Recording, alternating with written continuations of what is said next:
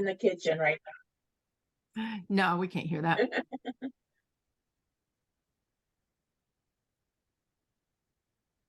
Hi, everybody. Welcome to our science panel with Bridget Landry. Hope everybody can hear. I'm pulling everybody in now. I'm going to turn the waiting room off. That way, if people join late, they can still get in. So in case you don't recognize it, that's Bridget over there in the corner in the Star Trek uniform. She's dressed as Yeoman Rand, correct? That's correct. All righty. there. She is. Yay! Just proof that science nerds are nerds all around, you know. So yeah. Which I'm pretty sure that if you know any nerds in your life, that you already knew that, so it's not news. I want to warn everybody, I have a galloping horde of horses coming around the house. So periodically you may hear explosive sounds of galloping horses. And they're cats. They're just cats. I was going to say the cats that are posing as horses. Yes. They're just cats. All right. So Bridget, I didn't know how you wanted to do the panel today. You want to start off with the presentation and then go to questions later, or do you want to start off with questions, or you want to take them as they come? How would you like to do that? I'd like to start with the presentation, and then that gives people something to ask about. Cool. All right. Let me, I forgot to set the screen so that you can share yours. So there you go. You may now share your screen. Hopefully it will work. It won't be mean.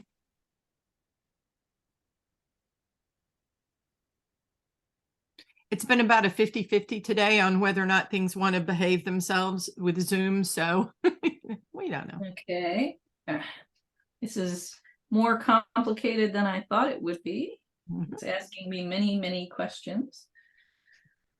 I swear lately one of Zoom's favorite pastimes is to change how everything works every few months, so that if you haven't used it in a while, it doesn't look anything like it did last time. It's telling me I have to quit and reopen, so I may have to rejoin the meeting. Okay. Same if you thing disappear, we'll know. Yep, same thing happens.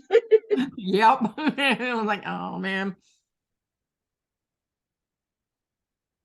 It's the thing about technology. They just like to innovate no matter whether or not it's really needed. It's like, let's upgrade you. Let's upgrade the Word, the Excel, the whatever, you know. It was fine before it was upgraded, and now it doesn't work. Thanks a lot, technology. Yeah, change for the sake of change is not always a wise choice. There needs to be a reason for it. Oh my goodness. Okay. And she's back. Let's see if it will actually let me do this.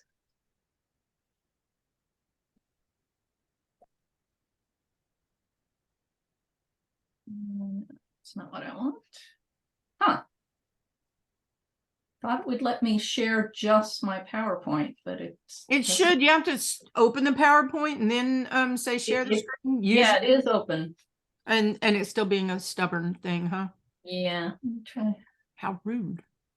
Huh. Outermost messages. It happened exactly the same thing on the other panel too. So it's like, yeah. Trying to share the screen is not like Zoom doesn't like it this year.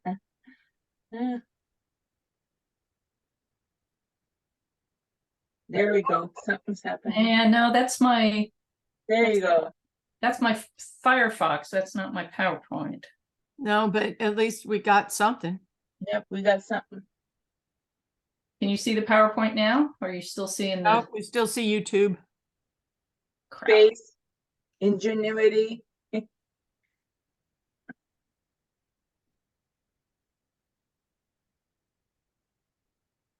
Well, I don't want that one.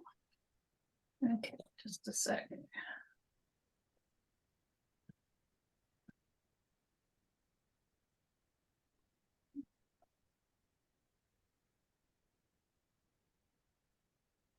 So we should have tried this while we were futzing around. Well, you have an hour and a half for your panel today, so we have time. Okay. Well, Seemed like an hour wasn't quite long enough the previous time, so this time we went an hour and a half. You can take as long as you need. Okay. Let's try this one. Let's see how that goes. Can you Mars see? rover update. Woohoo. Woohoo! Yes. We get this is the version of it with the thumbnails down the side that we can see, but that's, good. Yeah, I was trying to get it to, let me try one more thing.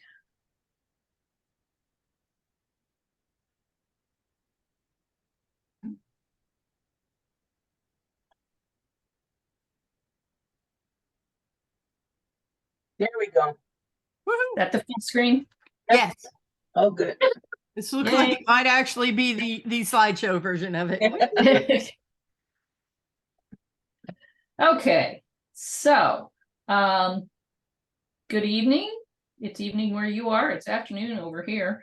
Thank you for inviting me. My name is Bridget Landry. I work at the Jet Propulsion Laboratory in Pasadena. And for the last years, I've worked in spacecraft operations. And I've spent a lot of time working on Mars rovers. So that's what I'm going to talk to you about today. So this is a map of Mars showing where we have landed, and Phoenix and Insight and the Viking landers were all static stations, and the rest of them were all rovers. And well, Pathfinder was a combination. It was a base station and the first rover. So so that was kind of exciting to be part of. So, and this gives you a feel for just how small some of these rovers are and how big other ones are. Can you see my mouse? Yep. Yes. Okay. This is Pathfinder. You can see it's about the size of an old VCR. Wow. This is one of the MER rovers. That's kind of the size of like a smart car size. And then this is the size of Perseverance and Curiosity. It's just kind of like a Mini Cooper, a tall Mini Cooper, maybe. So, but you can see that that's a wild variation in the size of the rovers. And this is a comparison of the wheels, because the wheels have been an important and a part that has been a challenge. We had the MER rover wheels have these striations that go sideways, and that didn't allow them to get as much traction on the sand hills, sand slopes that it climbed. So that's why Curiosities has these zigzag shapes. Well, those zigzag shapes led to deterioration in the wheels. And so when Perseverance was built, they went back to the straight striations on the wheels. And I was listening to one of the rover planners piss and moan about that, because we were sliding on a slope, and it's like, damn it, we knew how to do this before. Can we fix it? So anyway, so this is Pathfinder. It launched in 96. It landed in 97.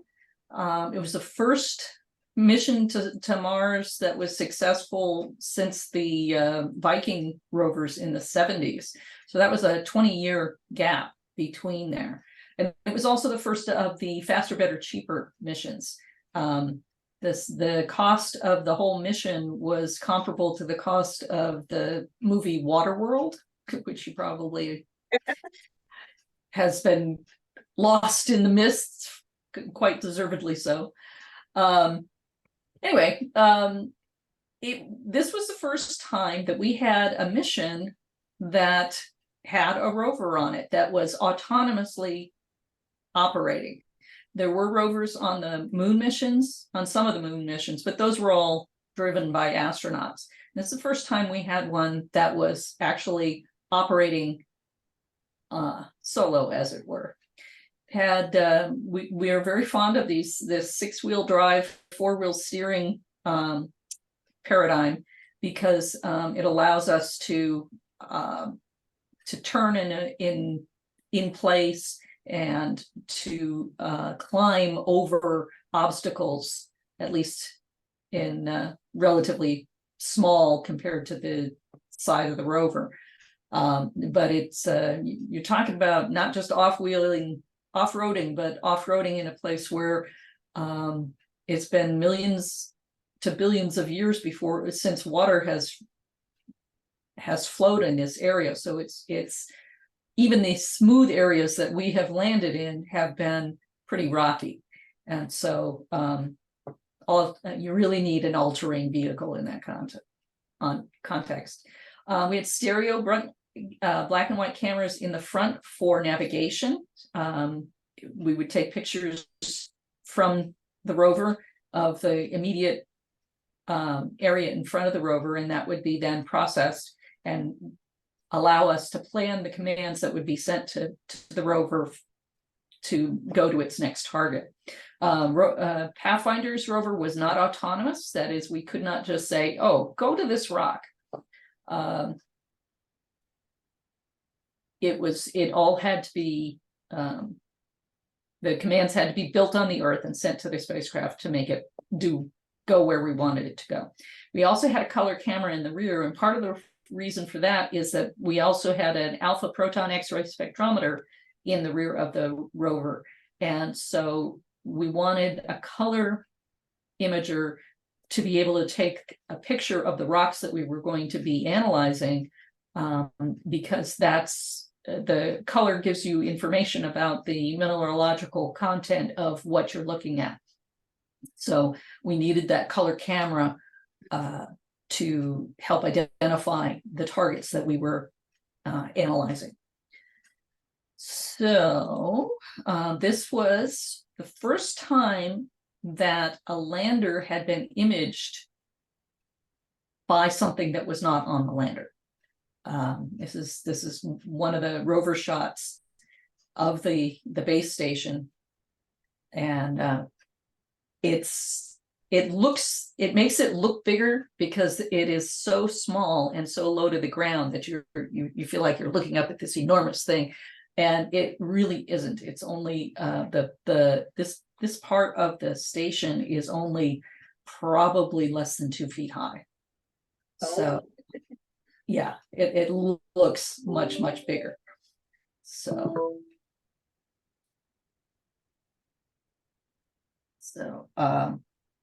and these are some of the tire tracks that we left.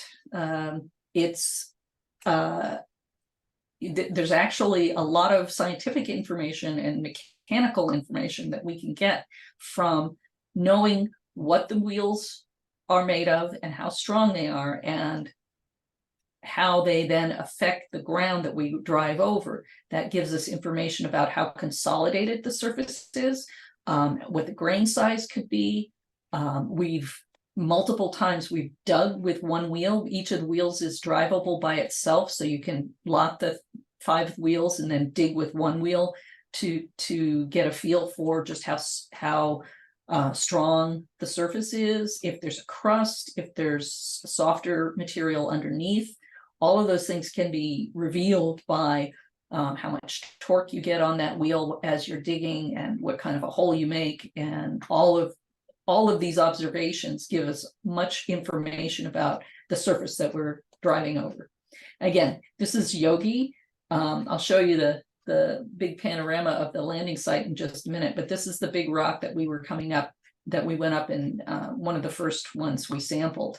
And it looks like this thing, it looks like practically half dome there. But when you see it in the other image, you'll see that it really isn't. Again, it's only about 2.5 feet high. And this is the lander image. This is the Yogi that we were just talking about. You can see, I don't think I can zoom in, but there's the rover is up against Yogi, and it's doing an analysis of what the rock is made of.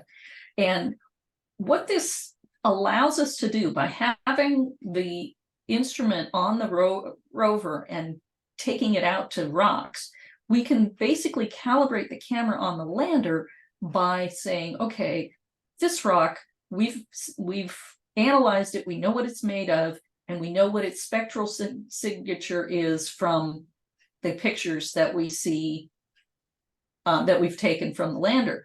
Now we can then take a picture of a rock over here, and if it has the same spectral signature, we can be very confident that we know what that rock actually is made of.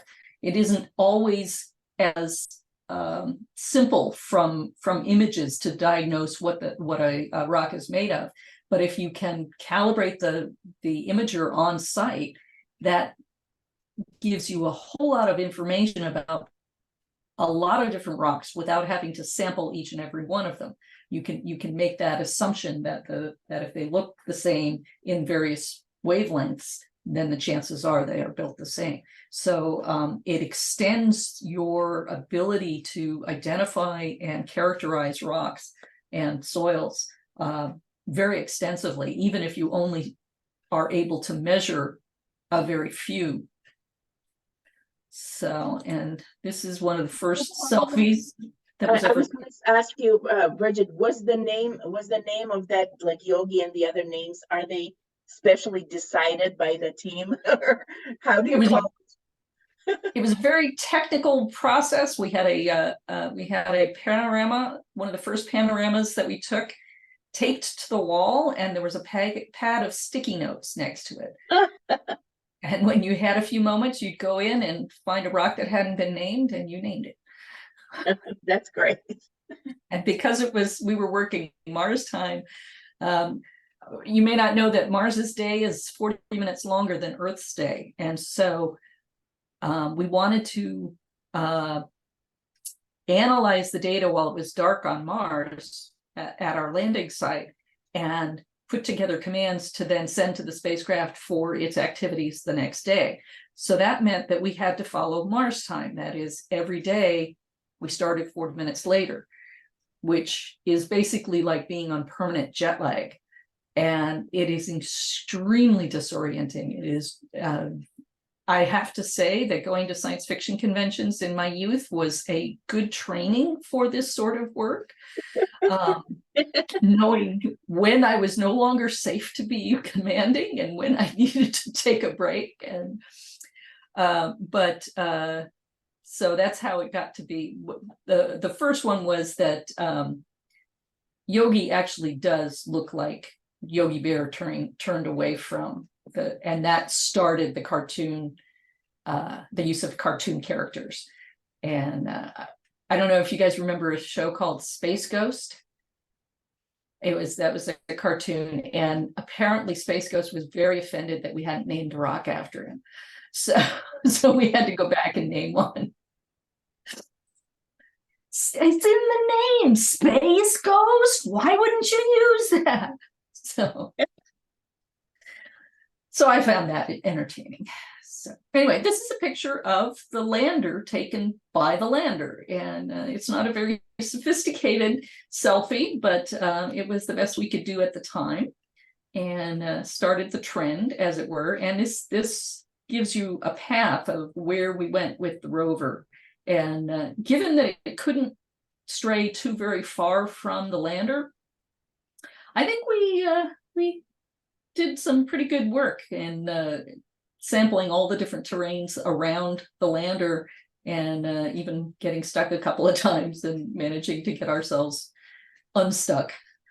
So it was, and we were making it all up as we went, because it was all new. Nobody had ever done this before. So it was very cool. The Mattel put out, or not Mattel, Hot Wheels put out a Pathfinder lander and rover set before landing, and they had to smuggle them on the lab because they were afraid people would riot.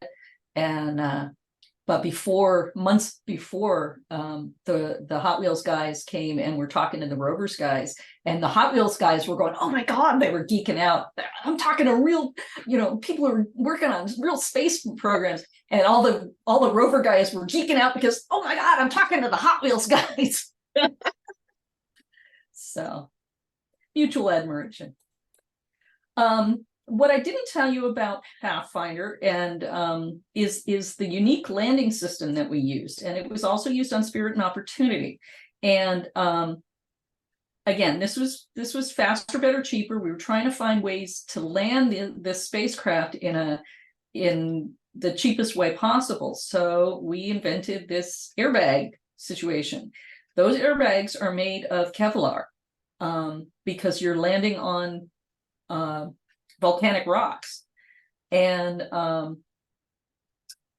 the advantage of this, besides being that it was less expensive, was that we didn't have to land in nearly as smooth an area. We could land in something that was geologically interesting with larger rocks and what have you, because we didn't have to worry so much about how we were coming into land. And but again, nobody had ever done this before, and the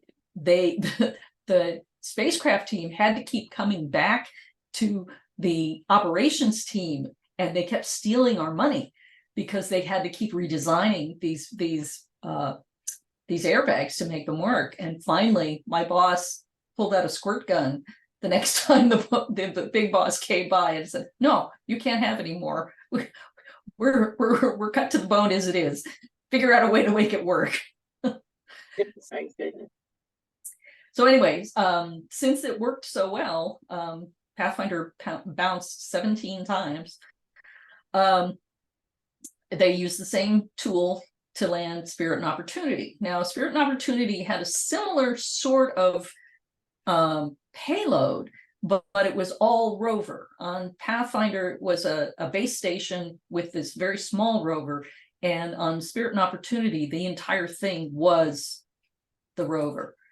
And it was about the size of the Pathfinder base station, a little bigger, but not much. But it had significantly more instruments, science instruments on it. Again, 6-wheel drive, 4-wheel steer. This time we have 4 stereo pairs of cameras for hazard detection and color panorama. Color panorama. The reason that you want black and white images in some situations is because you can get a higher resolution and lower data volume. So if you want to use these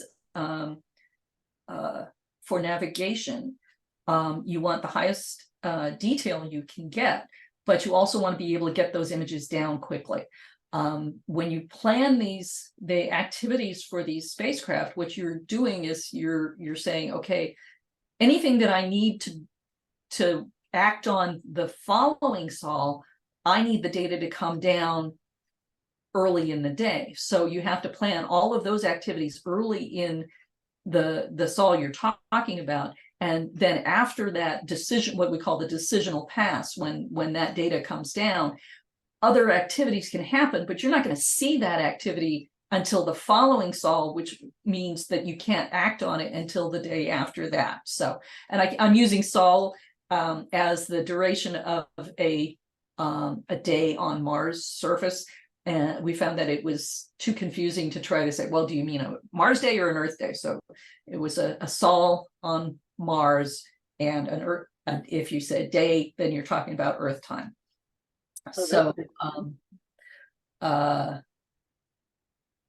forgot where I was going. Oh, so the reason you want these lower data volume images was so that you could plan your next sol's rover activities without having to wait as long to get the data down.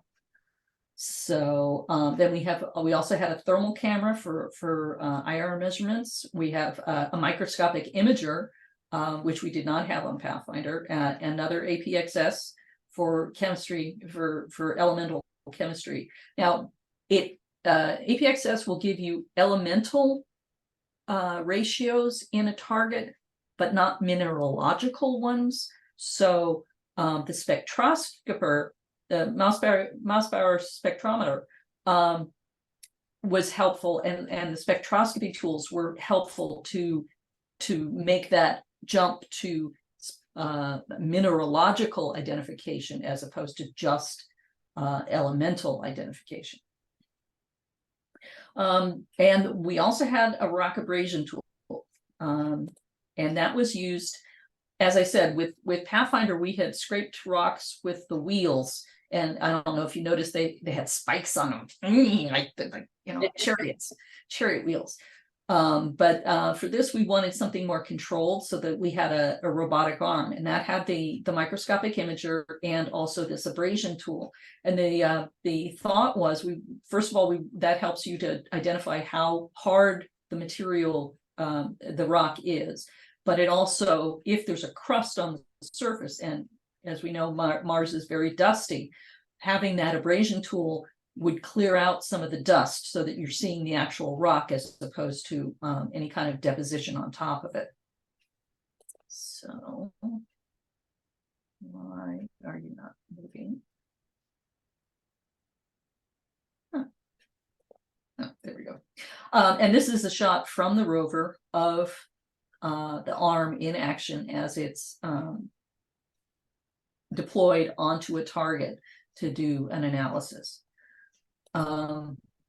This is Perseverance Valley, was an area on the rim of a crater, of the Endurance crater, Endeavor crater, excuse me. And it was a low spot on the edge of the crater rim, and it gave us the best chance of driving down into the bed of, or at least partially down into the bed of the crater, and that's why we were interested in it. And that this is actually a high-rise image. It's a high-resolution image, a camera on the Mars Reconnaissance Orbiter, and we were able to take very high detailed images of areas that we were going to be exploring with the rover, and that was very helpful. First of all, in determining landing sites. HiRISE has been very, very instrumental in choosing landing sites for both Curiosity and Perseverance. It wasn't in place in time for the MER rovers, but it did allow us to identify targets that the MER rovers might be interested in examining. And this is one that's a very steep region in Perseverance Valley that we had seen what looked like areas where water had flowed and cut channels. And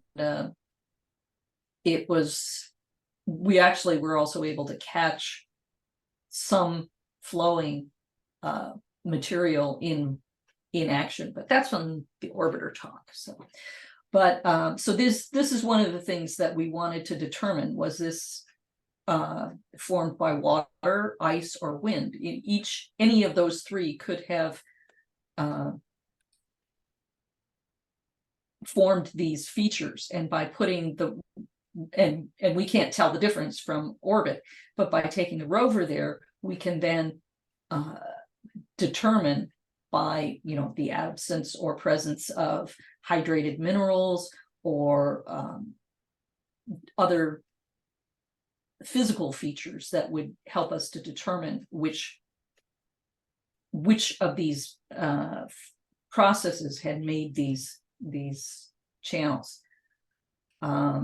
These large, how big are these? Are we looking at like a range or just a little few feet here, or what is that? That's an excellent question. Because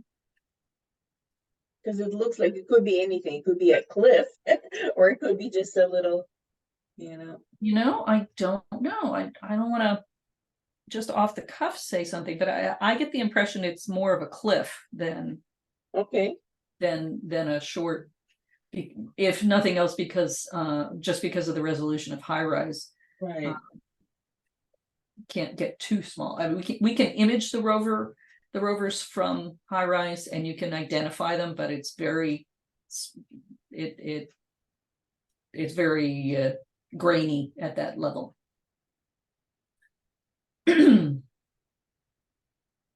So moving on, this is this gives you a little context for what I was talking about. This is where Perseverance Valley is, and this is the Endeavour crater, and how you would want to try to get down some of these slopes to do analysis. And as you can see, you basically, it's a time machine. The further down you go in the crater, the further back in time those sediments were laid down. That's not entirely black and white, though, because when you get an impact of that sort, you do get some of the materials falling back down on top. So, but it does give us a chance to see layers that are down below that we would not otherwise be able to dig into and see. So, and this is just another shot. This is a rover shot of that same region, the Endeavour crater rim, and this very gentle slope that we were hoping to go down there.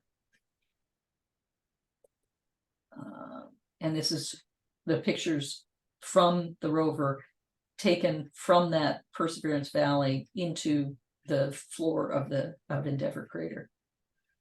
And you can see these are black and white because they were more for the navigation. And this is a instance where we had a fault in one of the wheels, excuse me, where basically it stopped. We stopped being able to drive that wheel, and so we ended up having to either drag it or lift it up and kind of limp. But in trying to fix that wheel, we were able to, we dug down and we found this white material. Unfortunately, we were racing for a slope and we couldn't stop and analyze it.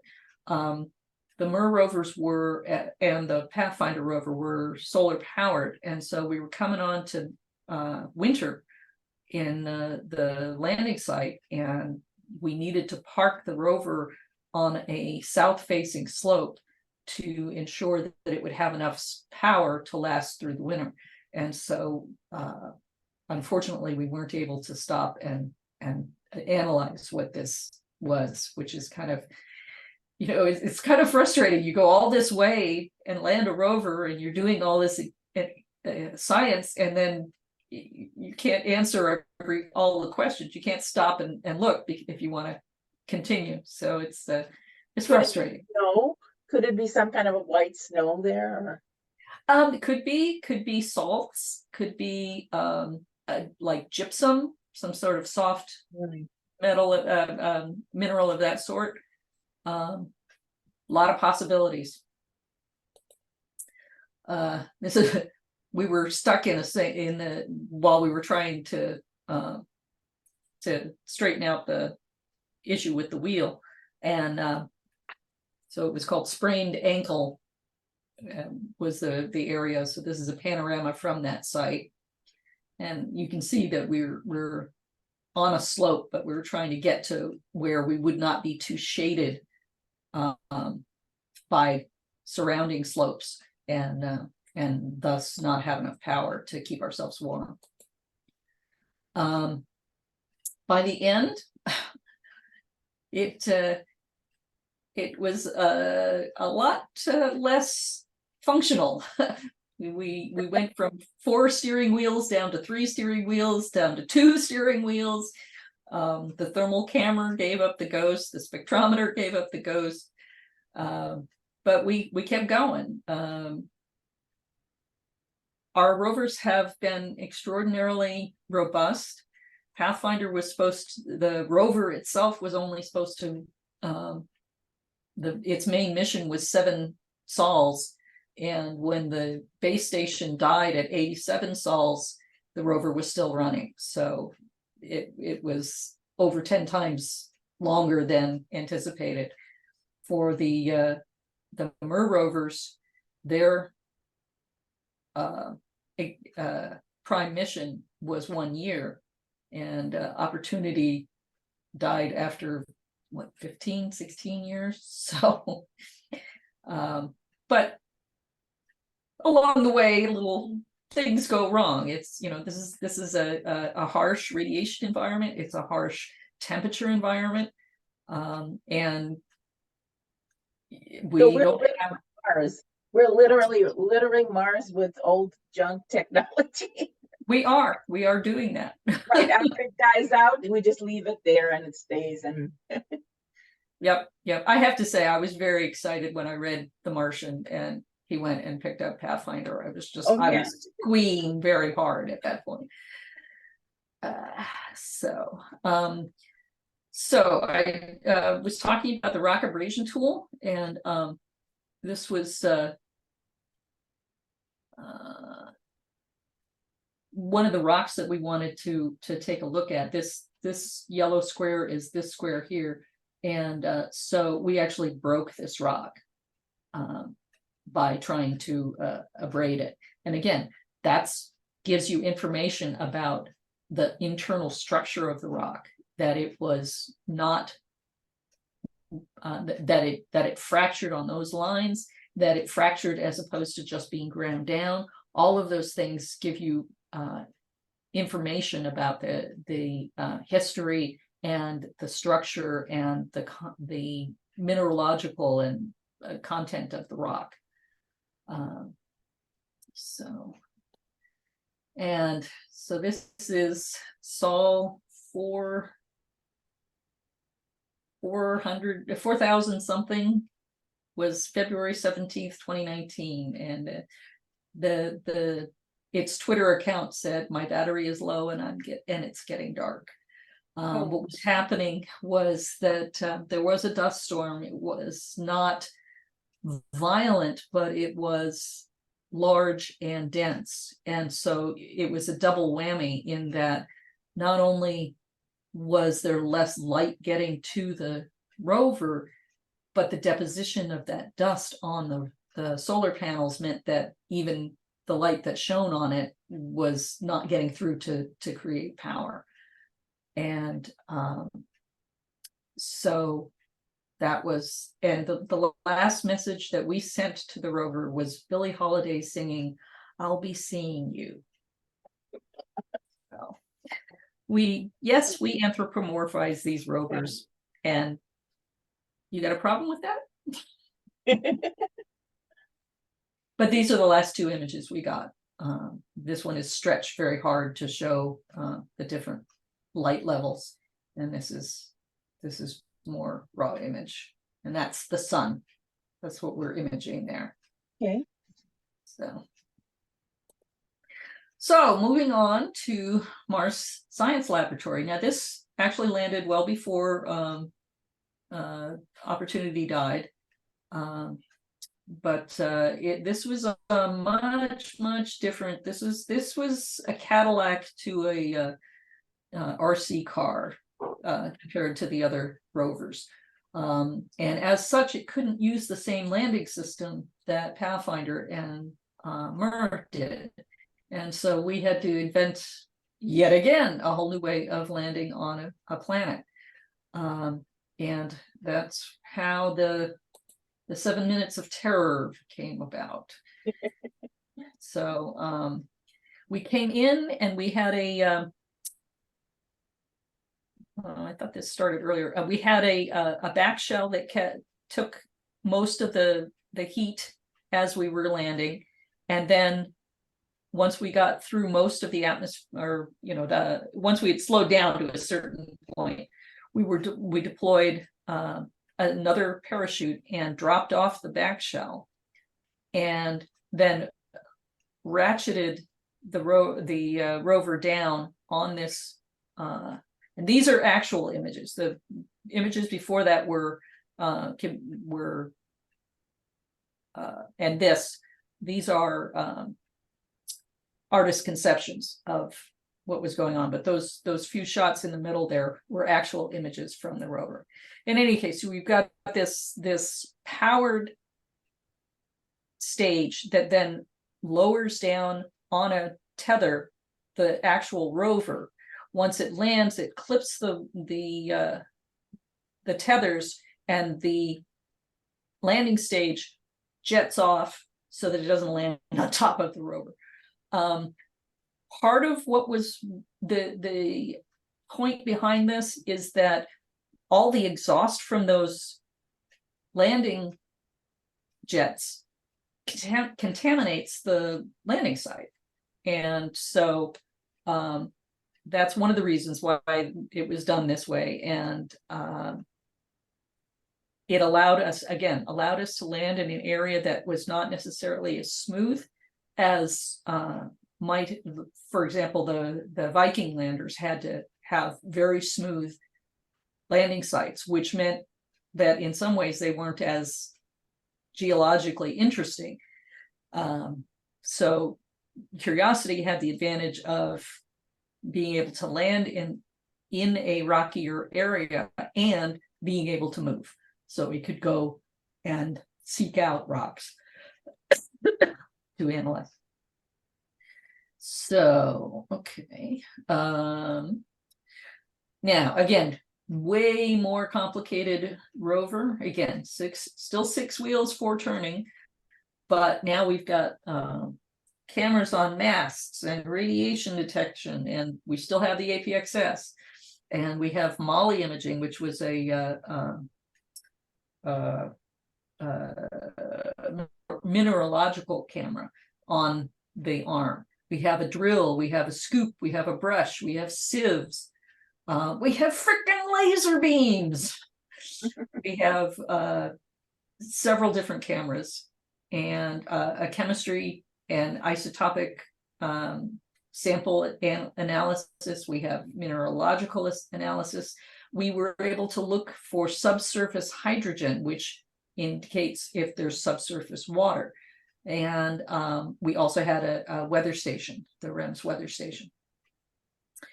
And so this is the first time that we were able to have a rock sample inserted into we would take a sample and place it in our analysis chamber, as opposed to just being able to look at something on the end of an arm. So this is the landing site, Gale Crater, and this is the whole crater, and this is where we were intending to land. Again, we don't want to land in too rocky an area, but I'll show you later why specifically we chose this area to land in. This peak in the middle is 5 kilometers high.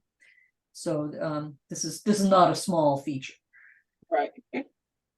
So, and this was great. This was again, MRO was able to take an image of Curiosity as it was coming in on its parachute. And that again was the first time that we were able to take those sorts of images. And that was very exciting. I was on MRO when we took those pictures. So that was kind of cool. This is, as I said, the high-rise camera on MRO can resolve the rover. This is Curiosity. This is where it landed, and you can see the tracks as it drove out of that area. But you can see how affected, even though the rocket jets were well above the spacecraft, it still disturbed the dust and the rocks in the area that we landed in. So Bridget, can I ask you a quick question? This is something, I don't know if this is a real thing, but wasn't there a point where one of the rovers made like an obscene drawing with its tracks, and everybody on the internet was making a big deal out of it? Like it literally made you know what, like no, I hadn't heard that. You haven't? Okay, because this for a while there, I don't know which one, was it Curiosity or one of the rovers did wheelies, and they did it, and it looked like, you know, a man's, you know what. No, I hadn't heard that one. No, And I was like wondering because and it had they were showing the pictures of the tracks, and I was like, oh, that really does look like it. And somebody was saying that this is like first thing we do is we go to another planet and we start to make graffiti on it. So. Yeah. No, we did do graffiti with Sojourner, because the wheels had gaps and protrusions, and they left Morse code for JPL Oh, tracks. Because that's how we roll. right. This is the whole track that Curiosity has done so far, with this being the landing site, and this is the whole path that it has taken. In the next slide, I'm just going to zoom in on where it is right now. And that's currently where we are. This is that Mount Sharp that we were talking about.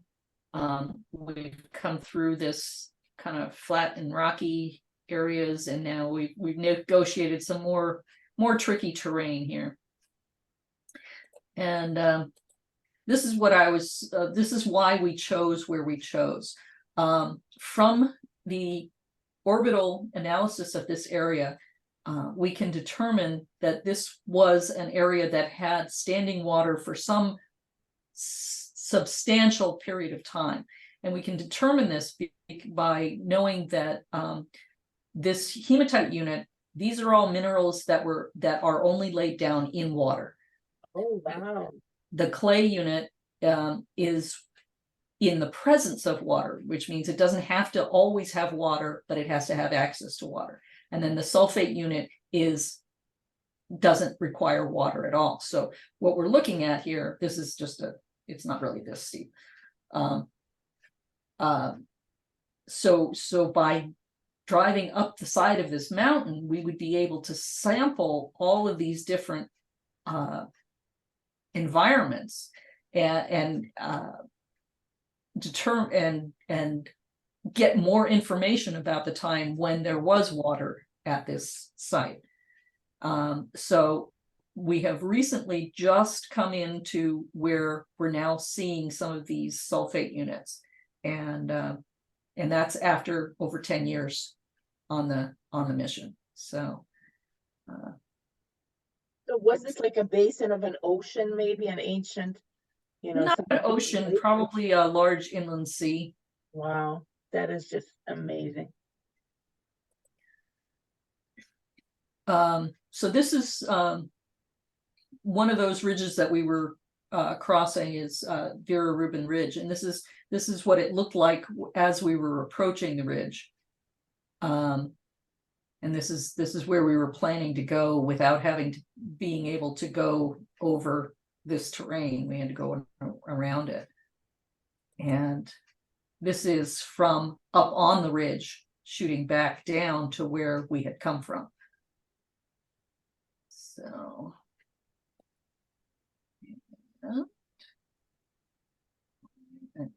and this is a close-up of the formations that we were looking at there. The lake that was here deposited at least 300 meters of finely laminated material. And we project that it was about 1 million years that this lake was on the surface.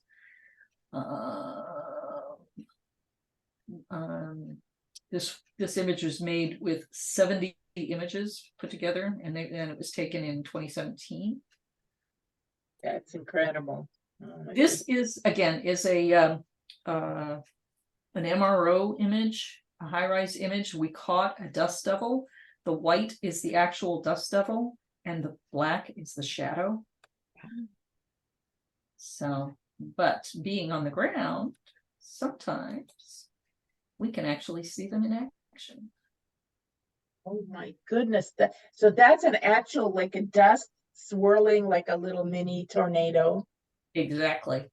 Oh, We know what time of day they usually show up and what conditions. And so we will frequently just take a Dust Devil movie, shooting that data to see if something goes by. And I just think this is like totally awesome. I geeked out when I first saw this. it is. This is just amazing. Oh my God. So we're looking at large scale, but we're also looking at very small scale. This image is 2 centimeters, and this circle is this. And so we can zoom down to look at crystals in rocks to, again, any kind of inclusions in the crystal, the fact that those crystals are in that rock in the first place. All of that tells us information about the history of the rock, what environments it's been in, and what forces have acted on it. These images are from cameras on the arm. This is great. This is recent. In fact, just this year, February of this year, this is a meteorite, and we've found several meteorites. This is kind of a closer image with with no shadows on it. And again, this is a close-up image of it, and then this is even closer, 3.8 millimeters. That's 3.8 millimeters. And these red dots, those are where we struck it with our laser beam. And the advantage to having the laser beam is that you vaporize a little bit of the rock, which is then much easier to take a spectrogram of, and that helps us to identify the minerals and the elemental composition that's in it. And we were able to determine that this was in fact a nickel iron meteorite. It looks metallic, doesn't it? It looks like a metal, some kind of a black. So, and this is just a schematic of the drill. These are the contact sensors. That is, you put those on the rock, and then the drill extends, and it's actually a hammer drill, where it does rapid impacts to drill and sample, and that those samples are then delivered to one of the instruments that does the chemical analysis, and the material passes through it, and then is dumped. So yes, we're pooping on the surface too. This is just a shot of the arm in action as it's deployed in the front, and these are all of the sites where we took samples over the course of the mission so far, as of October of last year. And well, I was working on MSL during when COVID hit, and we actually were told on Thursday that we had Thursday where everybody was supposed to work at home just to test it, and the following Tuesday we all went home for permanent, for the duration. Yeah. So in the general order of things, we command MSL Monday, Wednesday, and Friday. So we'll put up a set of commands to control the rover for 2 days, and then 2 days later we come back, analyze what we've seen, and build another set of commands. So we went home on Tuesday. We did not command on Wednesday, but by Friday we were commanding again, and in fact drilling. One of these drill holes was from that first week that we were all home for the pandemic. And I think we surprised ourselves as much as our management by the fact that we were able to get it done. And we transitioned relatively seamlessly to fully working from home. And we were all a little scared in it, and it worked very well. So we were very excited that it did work as well as it did. There's a lot of camaraderie. You guys drilled Mars from your house. Yeah, one of the Rover guys was posting on Slack, and he said he's sitting there in his bed with his computer making commands for what the rover is going to do with its arm and driving the next day. And he said, my inner 11-year-old is really squeeing right about now. I actually understand that. Yeah. Oh, I Yeah. love that. That's just Read about hilarious. things myself. Yeah. So moving on to Mars 20. Mars 20 is a big rover like Curiosity. It has 26 cameras on it, as well as wind sensors and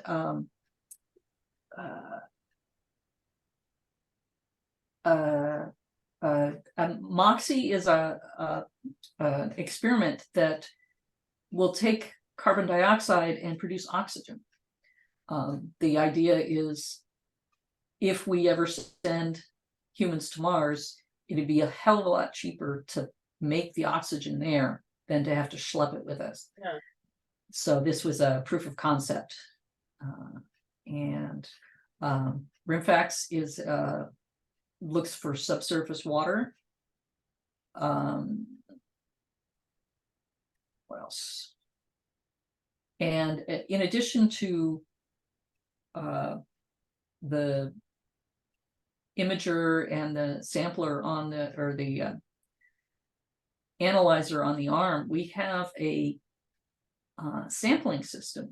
We've been wanting to do a sample return mission, and it was finally decided that the best way to go about it was to split it into 2 different missions. So Perseverance was tasked with collecting samples and caching them, and the next mission would then come in and pick up those samples and return them to Earth.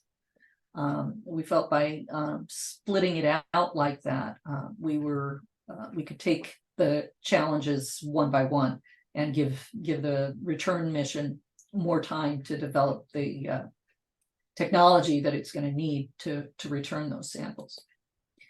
So zoomable panoramic camera, laser beams, freaking laser beams, a weather station, ultraviolet spectrometer with a camera to give it context, X-ray spectrometer. The MOXIE, as I said, produces the CO2. Working? Has the MOXIE project been producing oxygen? Was it working? Yeah, it proved that it would work. Wow, that is excellent. And then the subsurface. I'm sorry, RIMFAX is not subsurface water; it's subsurface radar, and that can give you a feel for what kind of layered terrains, what kind of what is underneath, without having to dig down. So this is a shot in our high bay of the landing, the landing portion of the spacecraft, with all the retro rockets. This is a video of the actual deployment of the parachute. Sorry, I'm losing access to my vocabulary for some reason. But that was the actual footage on Mars of this parachute deploying. You can see that it is not symmetric, and it was intentionally done that way so that we could track the spinning and the motion of the parachute. What the internet figured out within an hour and a half of these images coming down is that there's a message in there. And the message Oh, is, really? dare mighty things, and the latitude and longitude of the Mars yard at JPL. Oh, how cool. It's an Easter egg. It is. That's really Missions have them. We're geeks. What can I say? Completed our terrain relative navigation.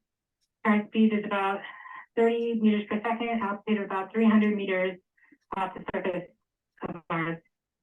This is the actual footage. We started our constant velocity accordion, which means we are conducting the fly crane, about to conduct the fly crane maneuver. Fly crane maneuver has started. About 20 meters off the surface.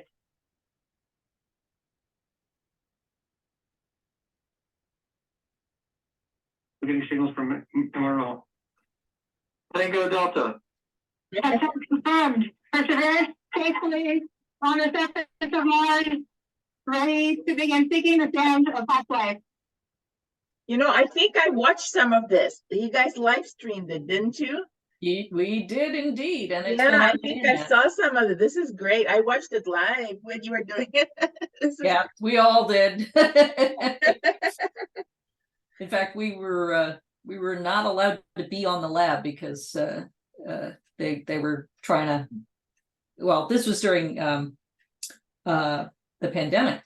They actually had to finish building the spacecraft, launch it, and land it during the pandemic. Wow. That is nice. Yeah, it was interesting because I'm now working on Perseverance, and they have not gone. They never went fully remote work. They have always had people at the lab working, and in fact, the tactical shifts are done at the lab, despite the fact that MSL did just fine with their tactical shifts being remote.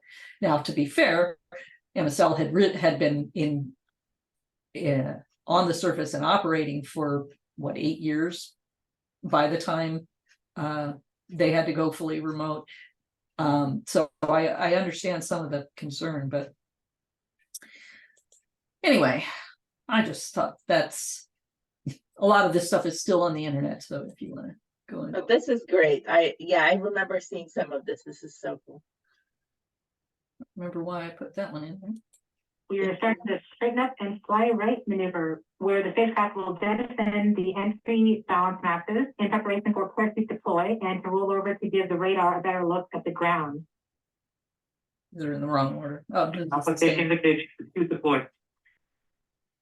The navigation has confirmed that the parachute has deployed, and we are seeing significant deceleration in the velocity. Our current velocity is 480 meters per second at an altitude of about 12 kilometers from the surface of Mars. Heat field set. Perseverance is now slowed to subsonic speeds, and the heat shield has been separated. This allows both the radar and the cameras to get their first look at the surface. Current velocity is 145 meters per second at an altitude of about 9.5 kilometers above the surface.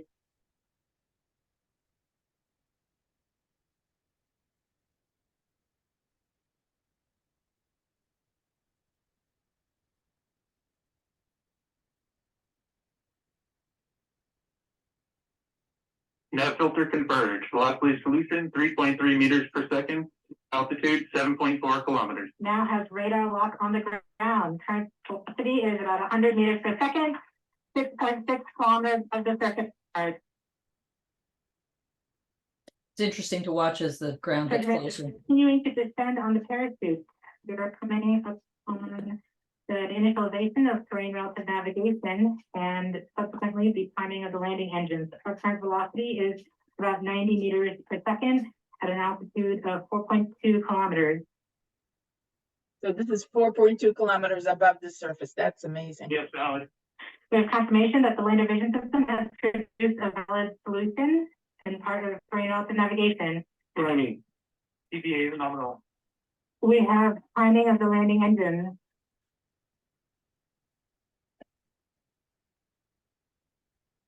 Backtail set. Current velocity is 83 meters per second at about 2.6 kilometers from the surface of Mars. There's confirmation that the back shell has separated. We are currently performing the divert maneuver. Current velocity is about 75 meters per second at an altitude of about a kilometer off the surface of Mars. Here in safety Bravo. We have completed our terrain relative navigation. Current speed is about 30 meters per second, altitude of about 300 meters off the surface of Mars. We have started our constant velocity accordion, which means we are conducting the side crane, about to conduct the side crane maneuver. Side crane maneuver has started, about 20 meters off the surface.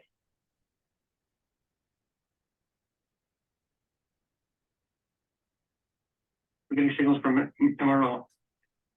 Tango Delta. Touchdown confirmed. Perseverance safely on the surface of Mars, ready to begin seeking the sands of past life. Now remember, at the best, the round trip flight time from Earth to Mars is about 10 minutes, which means that there is no way that we could make those commands to put it on the surface. It had to be done in advance, planned out, and we had to have, you heard several times where it is found lock, it is whatever. That was the onboard AI having a solution, figuring out, we were getting notice that it could see the ground, that it knew where it was, that it was understanding and was going to be able to land. If it hadn't, there wasn't a damn thing we could have done about it. We could have watched it go, but there was nothing we could do. That's why it was called the 7 minutes of terror. Oh my goodness, that's okay. That explains. So you mentioned AI. There is AI involved in this a lot. I can see that. Not a lot, but there are definite such situations where it was necessary. Perseverance is one of them. It does have some self-driving capabilities in that we can tell it to go from here to there, and it has options on how to get there. I don't know as much about it as some people, but it can compensate for slippage. If it's on a slope, like a sandy slope, and it starts slipping, it knows enough to be able to compensate for that, to still get to the target that we're looking to get to. It's not completely AI, but there is autonomy on it that other missions have not had. These are some of the what we call festooning. This is a rover, the Rover family of Pathfinder. The pictures are on the rovers, right? You guys actually put them on the. Yep, we did. Oh, cool. And if you can see ingenuity. Helicopter, yes. And this was another thing that was on the rover, and it was to honor all the medical personnel that were slaving away trying to save us all during the pandemic. Yeah, and they felt they wanted to honor them by having this on the rover. Some other things, there's a Sherlock, one of the instruments is called Sherlock, and there's a coin with 221 B Baker Street Awesome. on the spacecraft. Spirit and Opportunity actually had material from 9/11 on them. oh Wow. And Curiosity has a 1909 penny because it was that's when it launched. No, that's not right. I don't know why it's a 1909 penny. somebody in the questions said Ellen is saying, is it basically just a really advanced embedded control algorithm? Probably. Yeah, So it's probably. not true AI, but there is autonomy to Right. it. See, when I started on Pathfinder, we didn't even have if statements in the programming. Oh my goodness. You commanded things. If it aborted, and that was it for that sequence for that day, and you had to come back and fix it the next day. Some of the later missions have had some autonomy in that there were, if you get to this point and this condition isn't Right, solved, right. you can take this path. If it is solved, you can take that path. But Perseverance has a little higher level in that the path choice and how it approaches a drive is not determined solely by the commands that we send it. It's determined by the interaction between those commands and the environmental conditions that it runs into. So So every generation is getting more sophisticated. That's really cool. exactly. In the past, we had the situations where if something went wrong, our fault protection would stop it. But in this spacecraft, it has more choices than just do what I've been told or stop. It can choose a secondary or a tertiary path. That's really cool. That is so cool. So one of the mission objectives for 2020 was seeking signs of past microbial life. And that's one of the reasons we chose Jezero Crater, because this is probably how it looked at some point in the past. It was full of water. Wow. So it's just very exciting to be there. And we have a microphone on the spacecraft, and this is the first time we've had this. So I'm going to show you. This first one is with the mast deployed. The microphone is on the mast, and this is just ambient Mars sounds. This has got the rover sounds deleted. So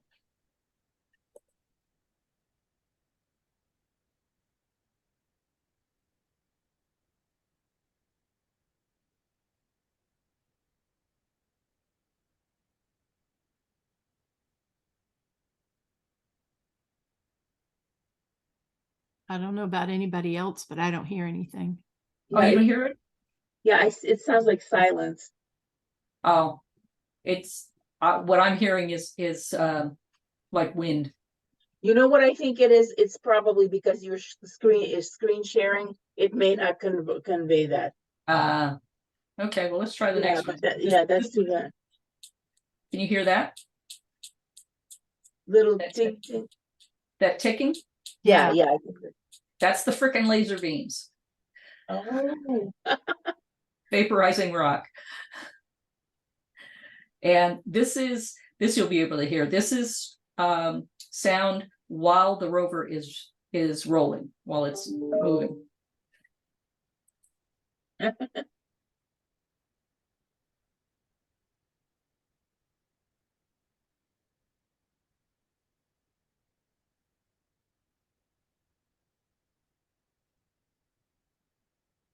Oh, wait a minute. Maybe I got the wrong. So not hearing anything on that yeah, one. I heard like a little ding and then nothing. That might have been my clock. Sorry.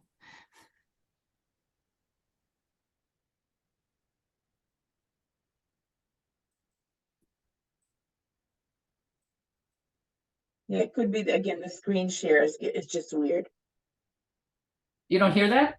No, we heard the middle one. I think we heard the middle sound. That's too bad, because that Was it kind of like a cheap cheap? Hmm.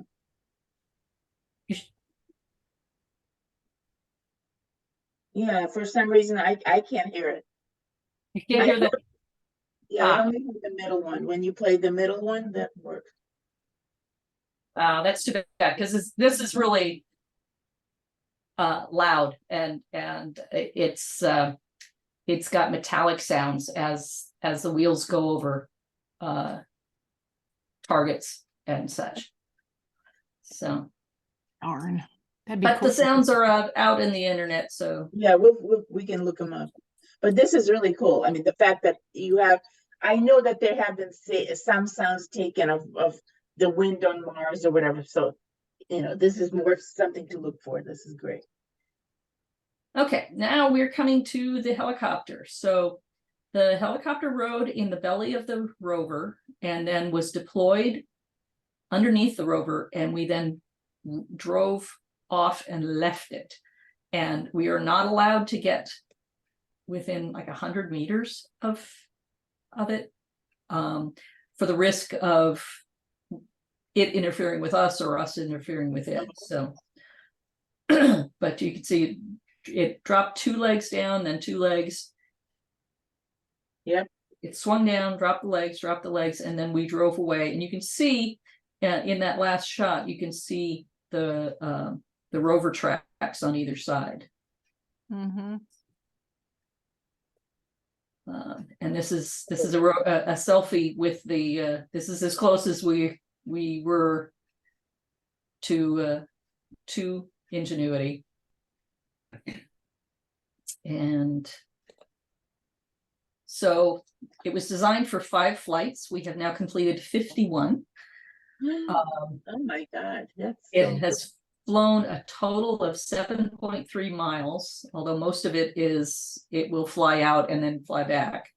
So it hasn't gone 7 miles from the rover.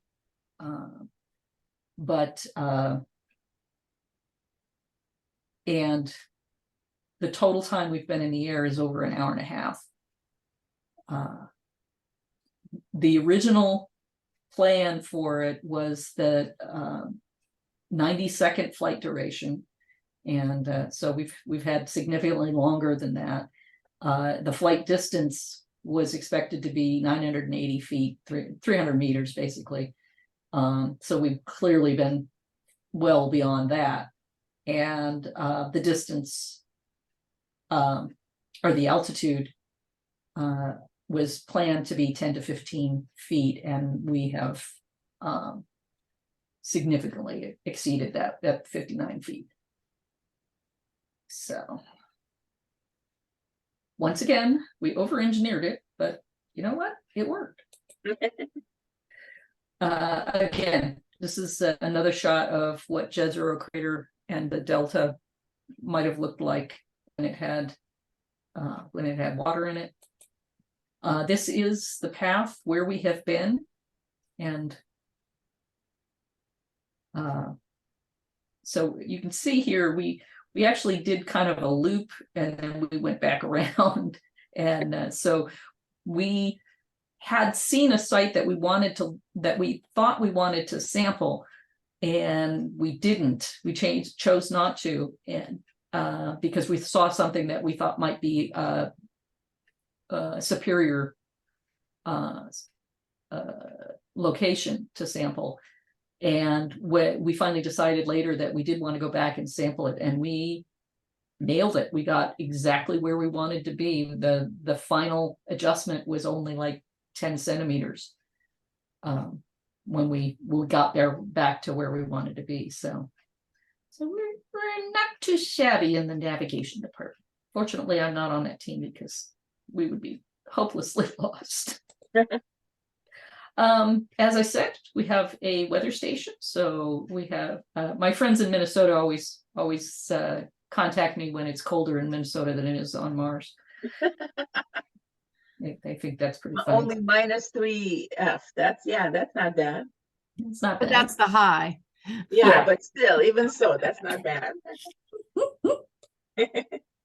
There are plenty of days in Minnesota when it doesn't get above -3.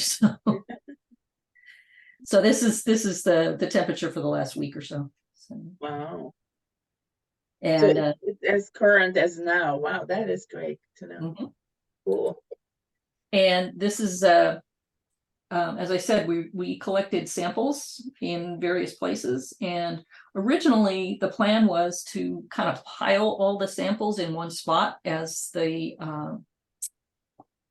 depot for then they would be picked up and returned to Earth.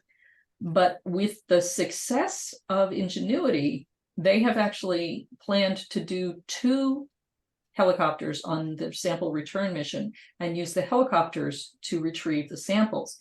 So because of that, we had to instead lay them out in an array instead of piling them together. So we dropped off all of these different samples in this pattern so that when the sample return mission shows up, it will be able to access these sample return. And you can see, compared to the size of the wheel, these are fairly small things. So we drop them out underneath from the undercarriage and then drive off. And we are expected to collect 38 samples. We have collected 19.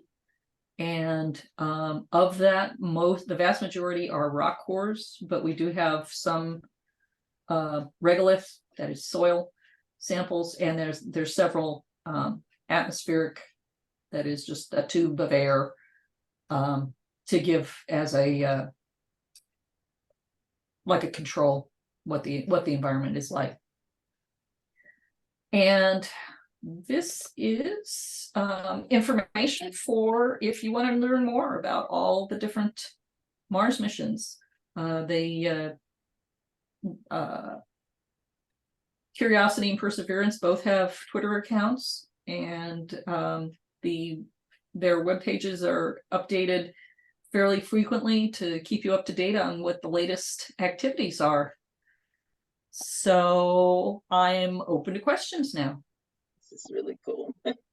So good to know. Mars.nasa.gov. Easy to remember. This is great. Let's see what we have. Is Terry there? Yeah, I'm here. Yeah, and so do we have a list of questions? Because I think I gave them to Nancy and Oh, I forgot to grab those. So hang on a second. Let me go find them. If anybody's got one, you should be able to unmute yourself and ask that if you want. Let me make sure. I have to answer this. I have been going crazy for over 30 years. Did you really have people who would come at night and mess up everything with Sojourn, and they called themselves gremlins? I was a gremlin. Yes! Yes! That is the best job that ever existed. Yep, it was. It was the first day that Pathfinder landed.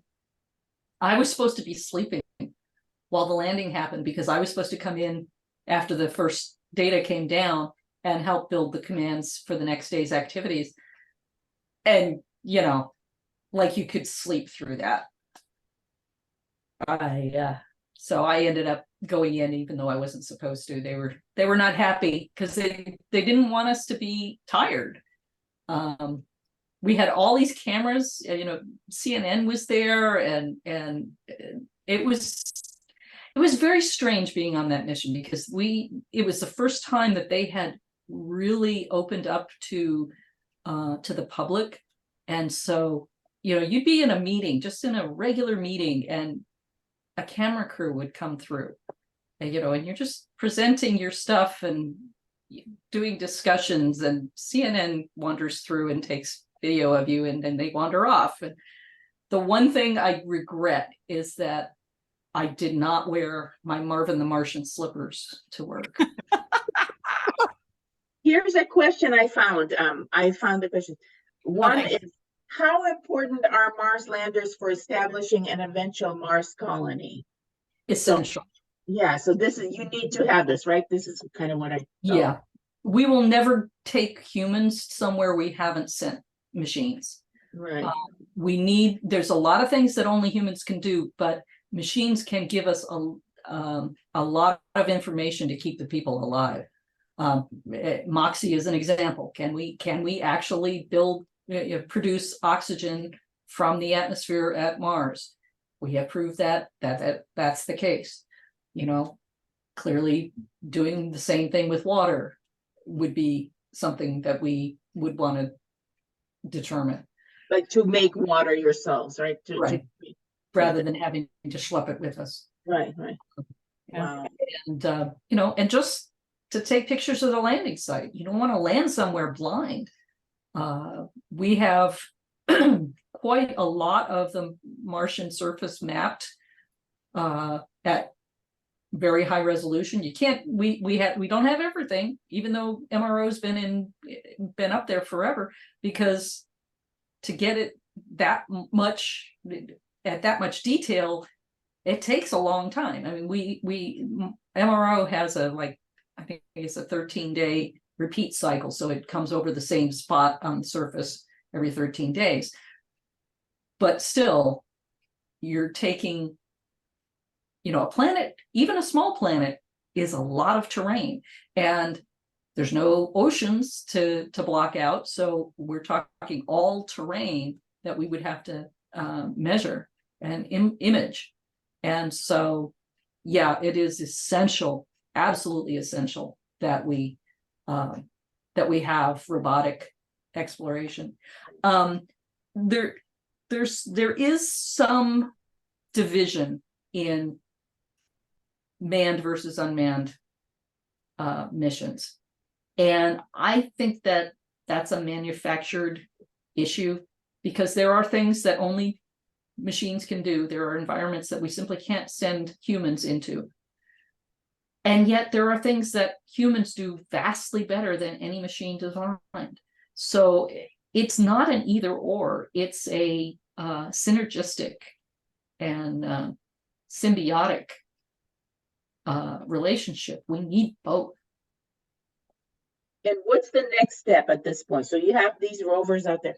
Is it going to be sending more before you can start to do a manned probe, or are you going to dump supplies there first, send a whole bunch with supplies for people to, when they get there, to actually use when they get there? Or... I don't know if that's the plan. I'm not that familiar with the manned mission. The next thing that we are going to do is the sample return. Oh, okay. Right. We will go and pick up the samples that we just laid on the surface. Right. And we're collecting more, so there will be another depot. Right. That is really cool. Well, I hate to do this, but we're out of time. We've used up all our time today for this panel. Thank you so much, Bridget, for joining us. And you're very welcome. Thanks, Vera, for finding the questions really quick there. It was amazing. And I noticed we had some questions that were already covered by Bridget. So the only one I really bothered to ask was, because you covered everything, the questions that we had. So thank you so much, Bridget. That was awesome. Thank you very much for having me. I hope you enjoyed it. And come back again next time. Yep. Hope you have a great rest of your weekend, and I'll talk to you later. Okay. Take care. Right. Bye. Bye.